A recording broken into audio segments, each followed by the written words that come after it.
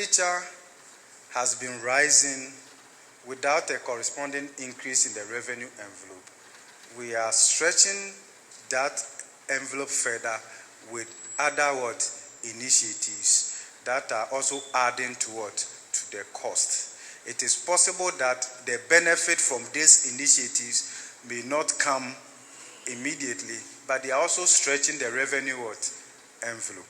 And the reason I talked about this is not to say it's not a good initiative, but what I'm saying is that the effect of that, we are feeling that currently. So you can talk about planting for food and jobs. The national building that is seeking to employ how many people? 100,000, right? Okay. So this is not new. You can go back to the 2016 NDC budget. They also talked about something like this. The good news is that they didn't start it. Or if they did, maybe they have to tell us. So you can see that when it comes to the youth, that there's been some attempt by the various political parties to do something about the unemployment situation in the country. Then again, what did we do? We restored teachers and then nursing training allowances. Of course, that again takes some space away from us, isn't it? I'm not saying it's not a good thing. I'm not saying it's a bad thing. Okay, but what I'm saying is that this is also taking something away from us. Then we can talk about the Special Prosecutor's Office, which is also a cost center to us, the Coastal Belt Development Corporations, and all these things. And then free Free senior high school. Okay. So here we can say it is free, but in economics there's nothing free. Okay. Somebody has to pay for it. We have to give up something in order to have this free senior high school and all of that. So perhaps the monies we are spending here maybe could have gone to other areas, but this is where we have chosen as a country to spend it. But of course, it's also the oil revenue and all of that. You can see a difference between what this government is doing with the oil revenue in terms of the annual budget funding amount, and then what the previous government did in terms of how they allocated it over there. And then you can also talk about one district, one factory.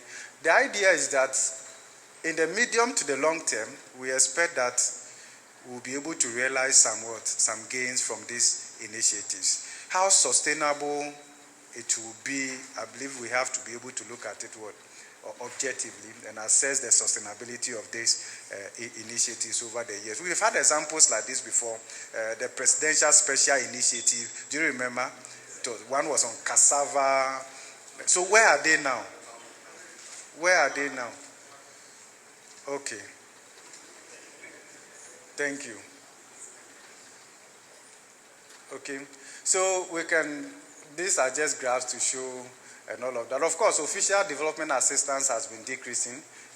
That is a fact for all of us now. And then we have been doing Euro bonds, and we have been paying in excess of what our fundamentals actually suggest empirically.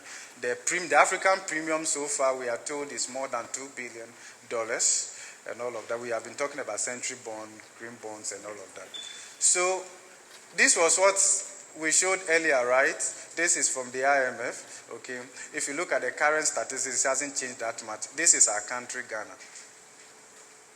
And this is how much we are setting aside, more than 40% of our tax revenue just to service our debts. And then, so I've adjusted this a bit from what it was last year using the rebased tax effort, which is 12.6%, when we should be doing something around 24%, 25%. So the difference between this and 24, 25% is a gap that we have to be able to work hard and close. And then we'll hand that over to Ghana Revenue Authority. Perhaps that may be the terms for appointing maybe the commissioner or so. Give us a plan to narrow this. Is it going to be narrowed in 3 years, 4 years if you don't deliver?